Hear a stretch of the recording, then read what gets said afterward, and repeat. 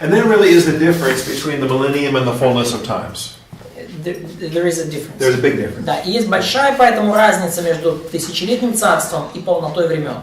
Now when we get to 21 and 22, we have the new heavens and the new earth. Когда мы доходим до 21 и 22 главы Откровения, то мы видим новое небо и новую землю. It says in Revelation 21:1, I saw a new heaven and a new earth.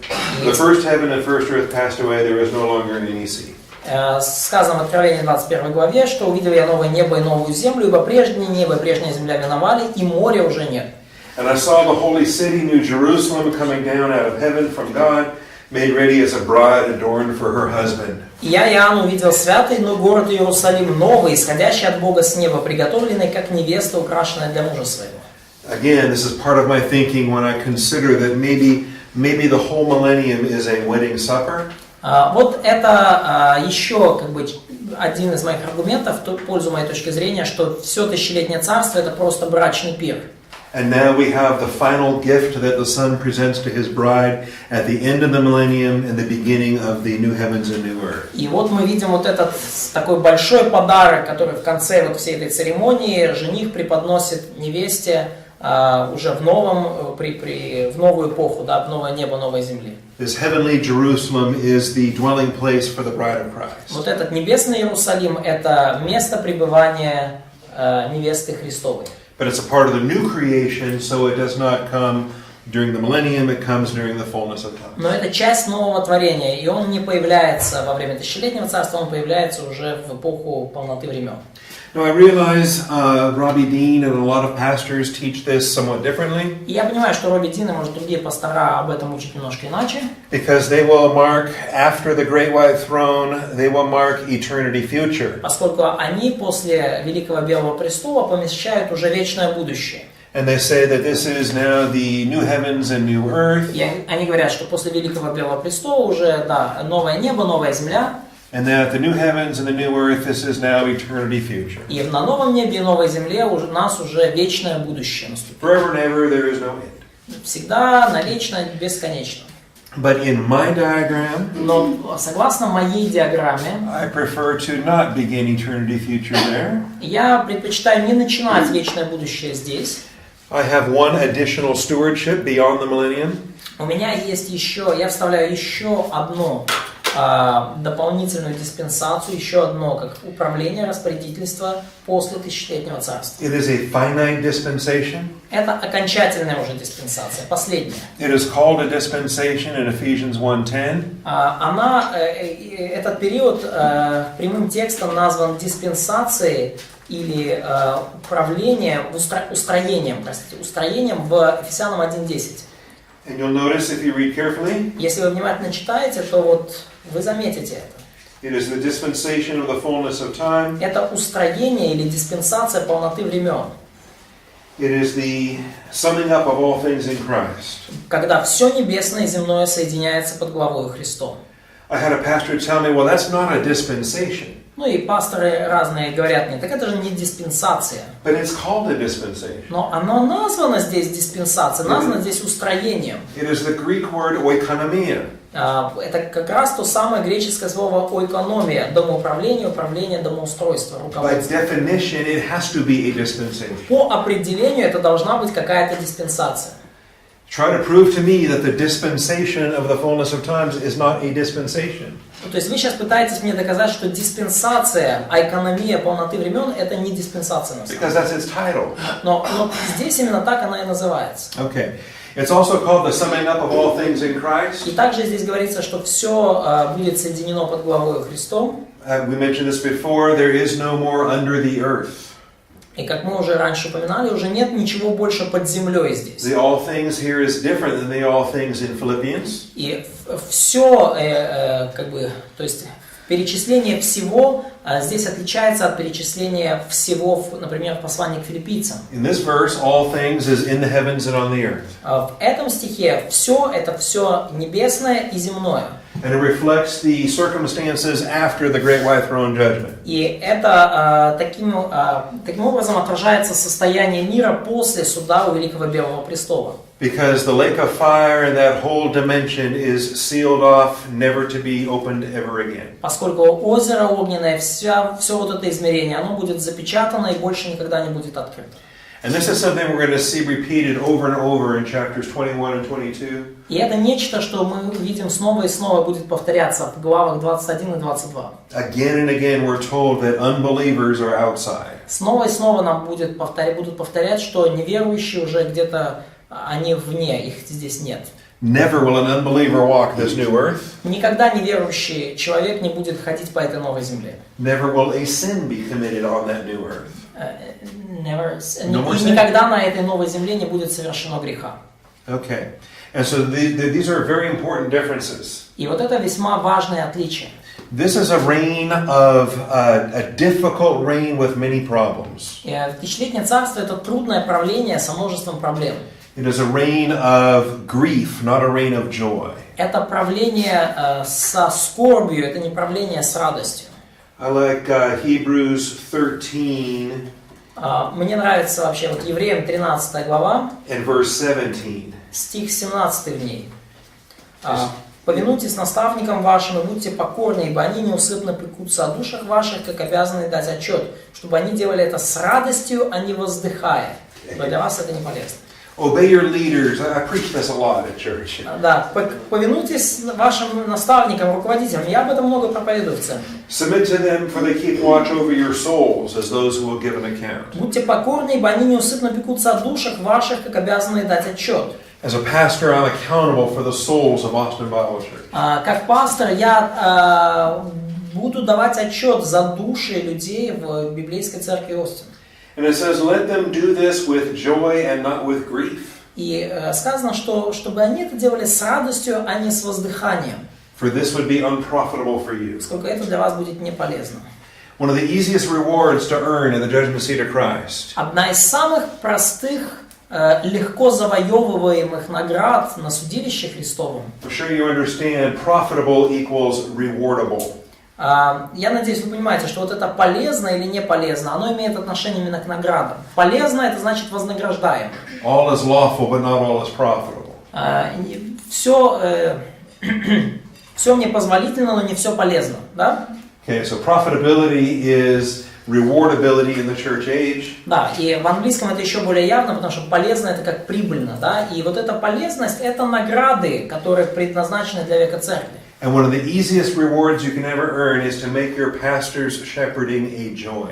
И одна из самых простых наград, которую вы можете заработать, да, самый простой путь заработать награду, это сделать так, чтобы ваш пастырь надзирал за вами с радостью.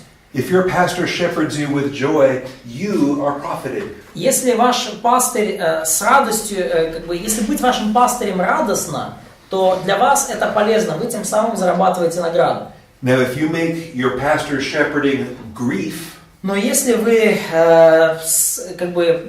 быть вашим пастором это большая скорбь и постоянное воздыхание, then you lose your profitability. То вы теряете вашу награду, вы теряете свою полезность и прибыль суда, на судилище Христа. Now, if he's a faithful pastor, he will still shepherd you anyway. Если этот пастырь верный пастырь, он все равно будет вашим пастырем, он будет вас пасти. Even with the grief, he will still shepherd you. Даже воздыхая, он все равно будет вашим пастырем.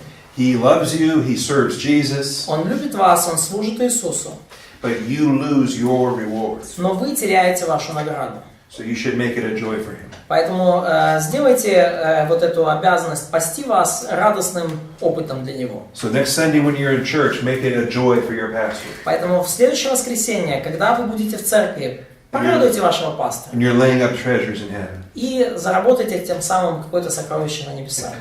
Okay, now that's a concept I'm going to apply to Jesus in the Millennium. И я эту концепцию могу применить также и к Иисусу в тысячелетнем царстве. I believe Jesus is reigning in this millennium with grief and not with joy. Я думаю, что Иисус будет в тысячелетнем царстве править воздыхая, а не с радостью. Because he's ruling with a rod of iron. Поскольку придется ему править жезлом железным. He's dealing with 1,000 years of fake obedience. Он имеет дело с 1000 лет этого притворного послушания. He's not yet ruling with the love and the joy that the Father promised him. Он еще не правит с той, в той любви и постоянной радости, как ему обещал Отец. That's going to happen over here. Вот все вот это совершится уже тут, в этой диспенсации. Okay? Because the Father promised him a reign of blessing. Поскольку Отец пообещал Иисусу благословенное, блаженное правление.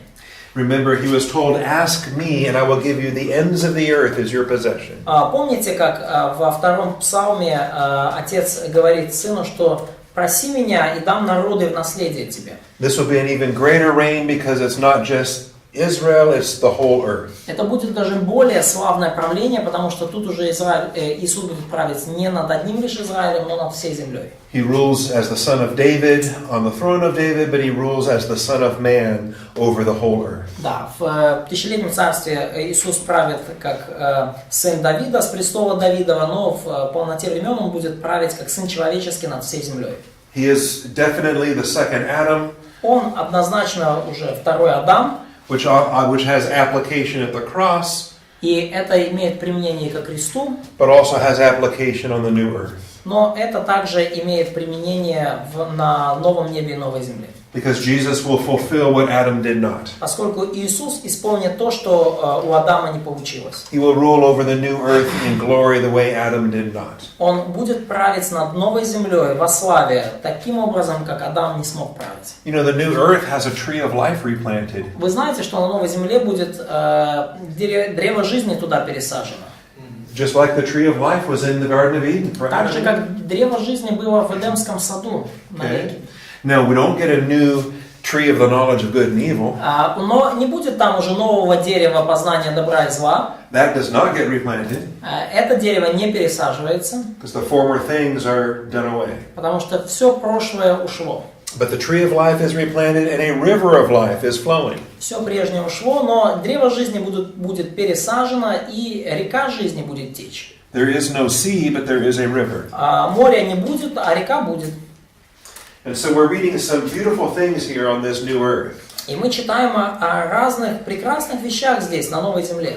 And this really shouldn't surprise us if you remember the life of David. И все это не должно нас удивлять, если мы помним жизнь Давида. You might recall after Saul was killed. А вы, может быть, вспомните, после того, как Саул был убит, David spent 7 years where all he had was the tribe of Judah. Давид провел 7 лет, когда в его непосредственном управлении было лишь колено Иудина. In other words, he had a limited reign of only his tribe. Иными словами, его правление было ограничено лишь пределами его колена. Then after 7 years, he got all of Israel. И через 7 лет он получил в свою власть весь Израиль. And what started as a limited reign with only his tribe, И то, что началось как ограниченное правление лишь над своим коленом, grew to be a larger reign of the entire people of Israel. возросло уже в подлинное правление над всем народом израильским. So he reigned in Judah for 7 years, he reigned for 33 more years, 40 altogether. И Давид правил 7 лет лишь над коленом Иудиным и 33 года над всем Израилем, 40 лет в сумме. And that's the pattern we have in David in the Old Testament. И это тот такой паттерн, шаблон, закономерность, которую мы видим в жизни Давида в Ветхом Завете. And I think we see that now with Jesus in the Millennium and the New Earth. И я думаю, что мы увидим нечто подобное в жизни Иисуса, в его правлении сначала в тысячелетнем царстве, потом на новой земле. In the Millennium, he reigns over the limited nation of Israel, in other words, his own. В тысячелетнем царстве он будет править в ограниченных пределах лишь над народом израильским, над своим собственным народом. But then, in the fullness of times, he reigns over all humanity. Но в эпоху полноты времен он уже будет править над всем человечеством. Some other details I think we want to pay attention to. А некоторые другие детали, на которые, как кажется, нужно обратить внимание.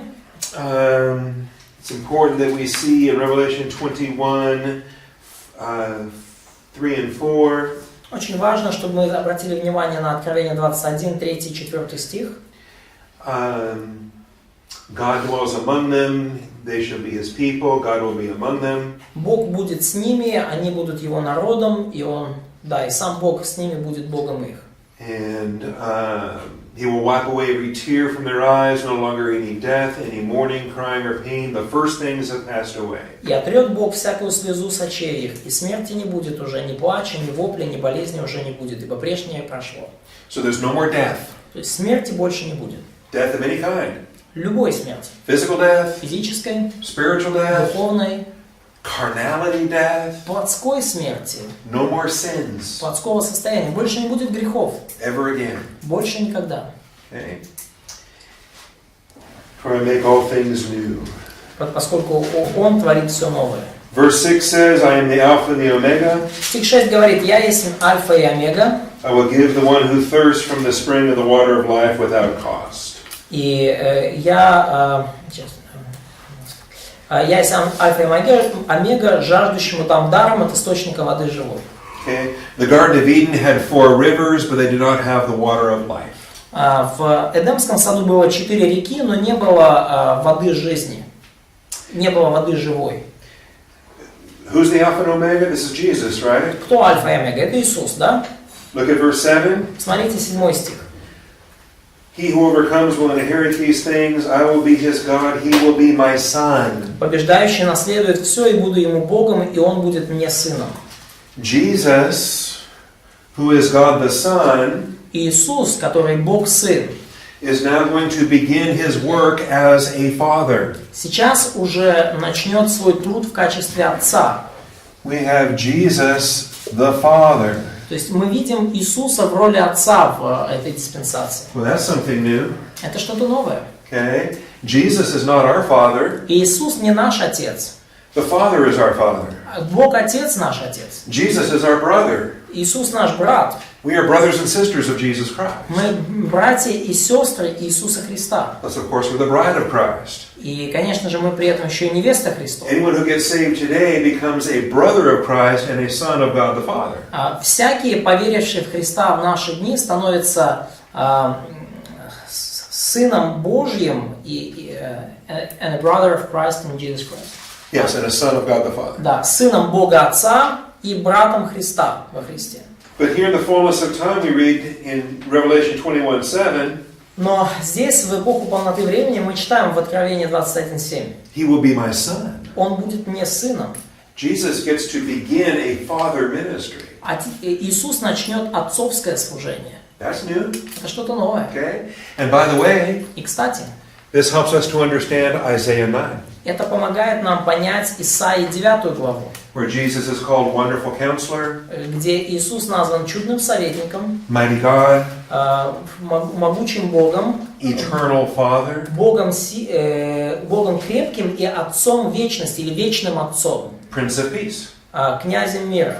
He has 4 titles in Isaiah 9. 4 титула есть у Иисуса в Исаии 9 главе. Рождественский отрывок. Да? And every pastor, or most pastors I know, struggle to tell you how Jesus could be the Father. И большинство известных мне пасторов, они с трудом могут ответить на вопрос, каким образом Иисус является вечным Отцом. Каким образом Иисус является Отцом. They can preach Wonderful Counselor. Они спокойно проповедуют про чудного советника. They can preach Mighty God. И про крепкого Бога. They can preach Prince of Peace. Легко проповедуют про князя мира.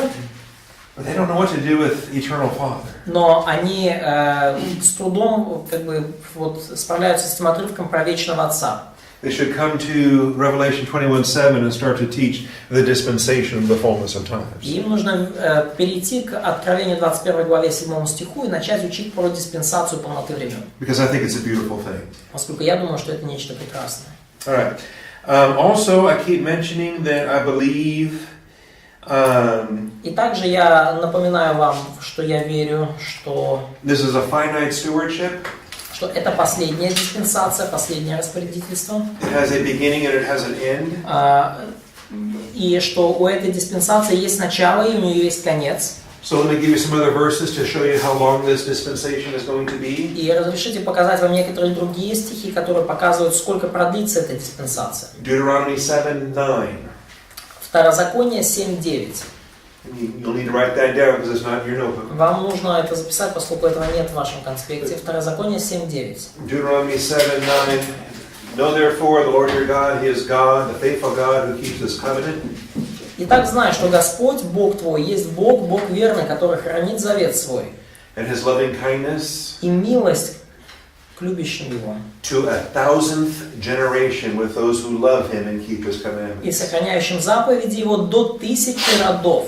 1,000th generation of those who love him and keep his commandments. Да, до 1000 родов к любящим его и сохраняющим заповеди его.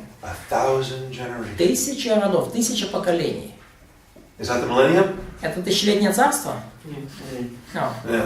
Нет. The millennium is only 1,000 years. Потому что тысячелетнее царство это 1000 years. Yeah, 1,000 years. You can't have 1,000 generations in 1,000 years. Невозможно 1000 поколений породить за 1000 лет. Unless we all get turned into cats or something. Если только мы не превратимся в котов, кроликов или еще во что-то в таком. A kitten can be born and grow up and have a baby after 1 year. Может быть, кот или кошка могут за год родиться, вырасти и произвести потомство. Okay, well, a 1-year-old cat can have kittens, То есть однолетний уже кот может иметь котят, but not human beings. но не люди. We can't have 1,000 generations in 1,000 years. У нас не может быть 1000 поколений за 1000 лет. Бо там ще ж прогресія зросла. Роки проживатимуть. Especially because of lifespan. Especially with the longer lifespans. Да, correct. тем более, да, с большей продолжительностью жизни. Psalm 105 and verse 8. Псалом 104, стих там, 7 или 8, сейчас скажу точно. He has remembered his covenant forever. 8, да, 104:8. Вечно помнит завет свой, слово, которое я заповедал в 1000 родов. The word which he has commanded to 1,000 generations. Слово, которое я заповедал в 1000 родов. Псалом 104:8. 1 Chronicles 16:15. 1 Паралипоменон 16:15. Remember his covenant forever, the word which he commanded to 1,000 generations. Помните вечно завет его, слово, которое он заповедовал в 1000 родов. So we have 3 passages in the Bible that speak of 1,000 generations. Итак, есть 3 отрывка в Библии, которые говорят нам про 1000 родов. 1,000 generations of those who love Jesus Christ. 1000 родов тех, которые любят Иисуса Христа. 1,000 generations of those who keep his covenant. 1000 родов тех, кто хранит Его завет. 1,000 generations to whom God shows his own faithfulness of his covenant. 1000 родов тем, с которыми Бог хранит завет свой и верен этому завету. Вечно помнит завет свой. And so this, I believe, is the greatest difference between the millennium and the fullness of time. И я думаю, что это самая большая разница между тысячелетним царством и полнотой времен. Remember, the millennium is 1,000 years of fake obedience. Помните, что тысячелетнее царство – это 1000 лет притворного послушания. The fullness of times is 1,000 generations Но полнота времени – это 1000 поколений of true worship, подлинного поклонения. of those who love Jesus Christ. Со стороны тех, кто любит Иисуса Христа. 1,000 generations of those who love Jesus Christ. 1000 поколений тех, кто любит Иисуса Христа. Как вы думаете, почему преподаватель так это повторяет? Okay? 1,000 years of feigned obedience or 1,000 generations of love for Jesus Christ. 1000 лет притворного послушания, либо 1000 поколений любви к Иисусу Христу. That is the duration. Вот здесь разница. Okay. Вот столько будет длиться Now, полнота времен. I know what you're going to ask me. И я знаю, что вы сейчас меня хотите спросить. Say, wait a minute. Вы скажете, подождите. How can we be having new babies on the new earth? Каким это образом у нас на новой земле могут появляться новые поколения, дети? Just like we have here, Но точно так же, как у нас были здесь. we have people that are alive at the end of the millennium. У нас будут люди, которые будут живы во плоти There в are конце тысячелетнего царства. believing Jews and believing Gentiles at the end of the millennium. Будут верующие евреи и верующие язычники в конце тысячелетнего царства. And so when they cross into the new heavens and the new earth, И когда они перейдут уже в на новое небо и в новую землю, Do we assume that they get raptured at the great white throne? Можем ли мы предположить, что они будут каким-то образом восхищены там во время Великого Белого Престола? Do we assume that they're going to be given resurrection bodies? Можем ли мы предположить, что им будут даны какие-то тела воскресения? Предполагаем ли мы это? The great white throne tells us what happens to the dead that are raised. Но вообще описание Великого Белого Престола, оно говорит нам лишь о том, что случится с мертвыми, которые будут воскрешены. The great white throne tells us nothing about people who aren't dead yet. И описание суда у Белого Престола ничего не говорит нам, что будет с теми людьми, которые на тот момент будут еще живы. So now, let's stop assuming. Поэтому давайте, может быть, перестанем предполагать, And let's ask ourselves a question. и давайте зададим себе вопрос. If they are not resurrected, Если эти люди, которые верующие, живы на момент конца тысячелетнего царства, если они не воскресли, if these believers cross into the fullness of time, если эти верующие перейдут в следующую диспенсацию полноты времен, then they could still be procreative. то они, по идее, должны сохранить способность к воспроизводству. Okay. Now keep in mind though, Но, тем не менее, помните, no more tears, no more death. больше никаких плачей, никаких слез и никакой смерти. He wipes those away. Иисус все это сотрет. So my conclusion, Мое заключение, таким образом, they are not raptured, в том, что они не будут восхищены, they are not resurrected, и что они не будут воскрешены, because they're not even dead yet, поскольку они еще не умерли, but they do have death removed. но каким-то образом из них удалена смерть.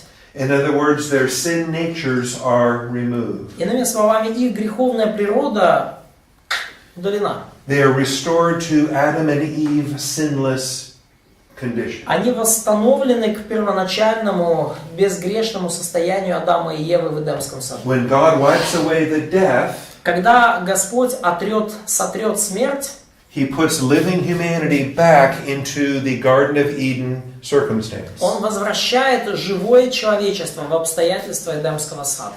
Okay? Now think about it. Подумайте об этом. Жінки народжуватимуть без мук. So, ladies will give birth without pain. Да, без боли, да. That's important for 1000 generations. Это важно, если хочется родить тысячу поколений. Перейдут из уничтожения, там же все. So, how should they survive the annihilation of the old earth and heaven? Excellent. Отлично. I believe they'll have an ark. Ну, я думаю, что будет какой-то ковчег у них. I think it will be we see right here? И я думаю, что этот ковчег мы видим прямо здесь, в этой главе. Heavenly Jerusalem, which comes down out of heaven. Небесный Иерусалим, который нисходит с небес. Perhaps that is the vehicle that brings living humanity across into the fullness of time. Скорее всего, именно это может быть то самое транспортное средство, которое переносит доживших до конца тысячелетнего царства верующих в эпоху полноты времен. So that's an idea. Это просто идея. Now think about it. Но подумайте об этом. Some people tell me I'm crazy. Некоторые люди мне говорят, что они нормальны. And they're probably right. И, наверное, они правы. But about this is something else. Но подумайте об этом, думая об этом еще кое о чем. Remember, Помните, the command God gave to be fruitful and multiply. заповедь Божию, которую Он дал Адаму и Еве, плодитесь и размножайтесь. God gave that command to sinless Adam and Eve. Бог дал эту заповедь безгрешным Адаму и Еве.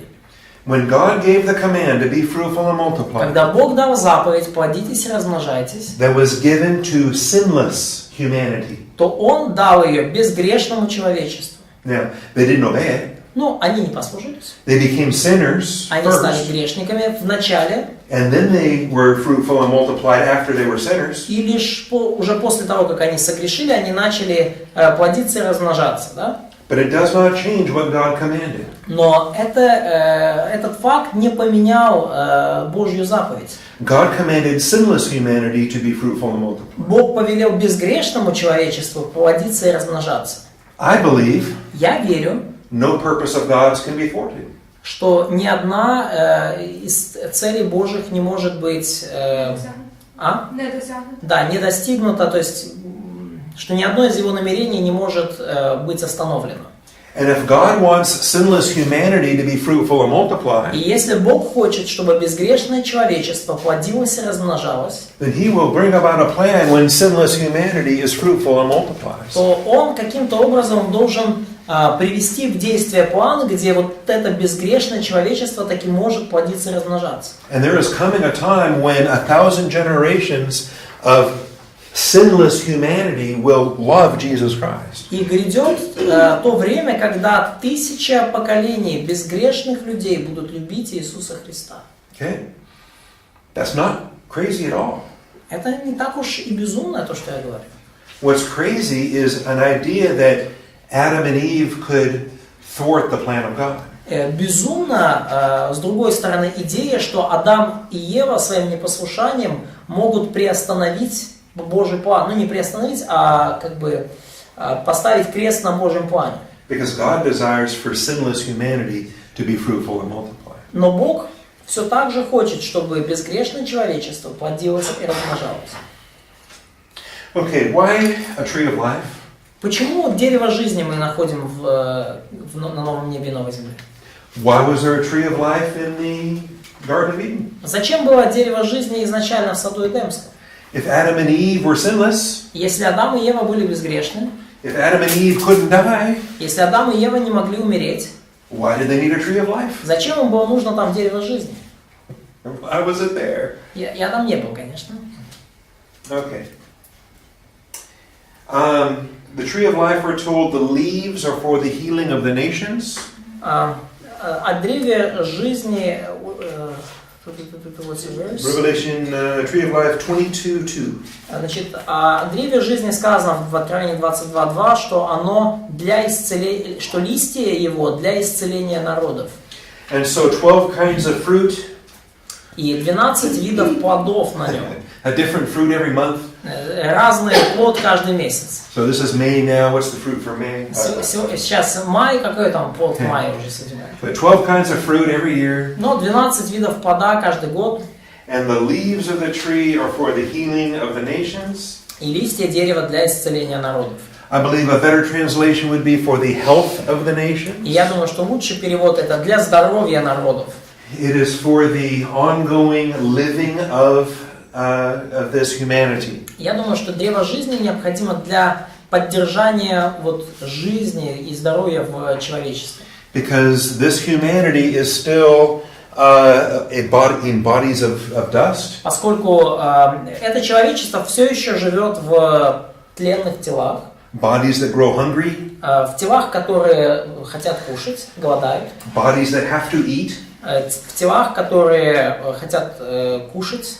And so this has made provision for them so that they can live to the end of eternity future. И это дерево обеспечивает их вот эти простые жизненные потребности для того, чтобы они могли дожить до вечного будущего. Remember why God kicked them out of the Garden of Eden? Помните, зачем вообще Бог их выгнал из Эдемского сада? And He put a cherubim there with a flaming sword. И Херувима поставил с горящим мечом. He didn't want them to come back in the garden and eat from that tree of life. Он не хотел, Бог, чтобы они вернулись в сад и съели от этого древа жизни.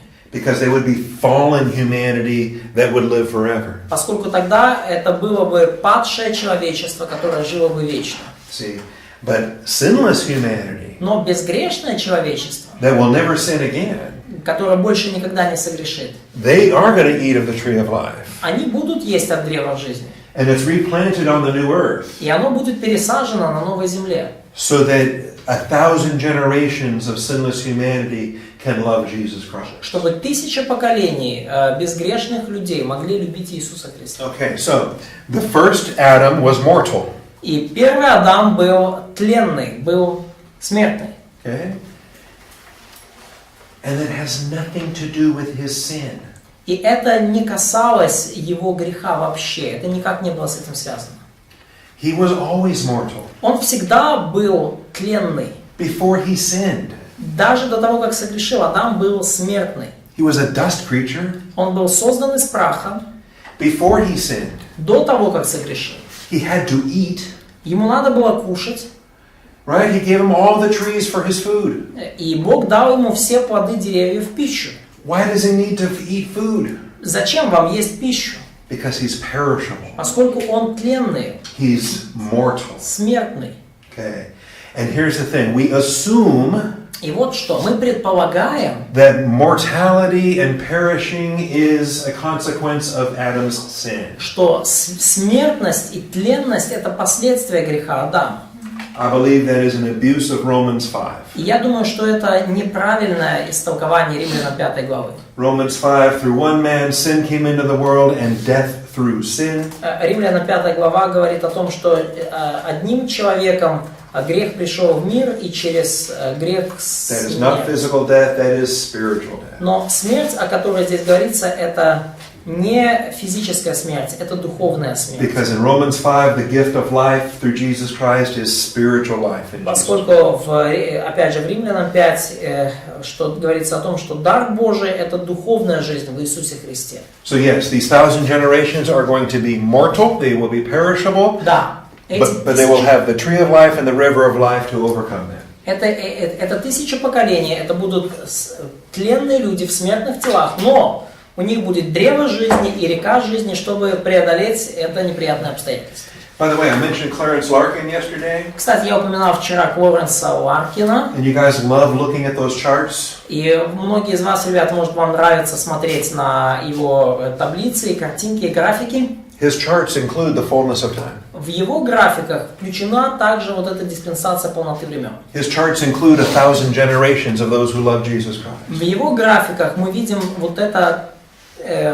1000 поколений любящих Иисуса Христа. His charts teach a dispensation between the millennium and eternity future. Его графики учат нас о диспенсации, которая будет между тысячелетним царством и вечным будущим. And a lot of times people don't see that in the charts И очень часто люди не видят это на графиках, because they don't take the time to read the paragraphs in the chapters. поскольку они не уделяют время тому, чтобы прочитать абзацы текста над или под графиками. So I didn't make all this up, and I'm not the first pastor to teach all that. Поэтому я это не придумал, и я не первый пастор, который этому учит. The best book was written in the 1800s Лучшая из книг на эту тему написана где-то в 19 столетии by George F. Trench, господином Джорджем Ф. Тренчем, and it's called After the 1000 Years. и она называется «После 1000 лет». После 1000 лет. After the 1000 Years. После 1000 лет.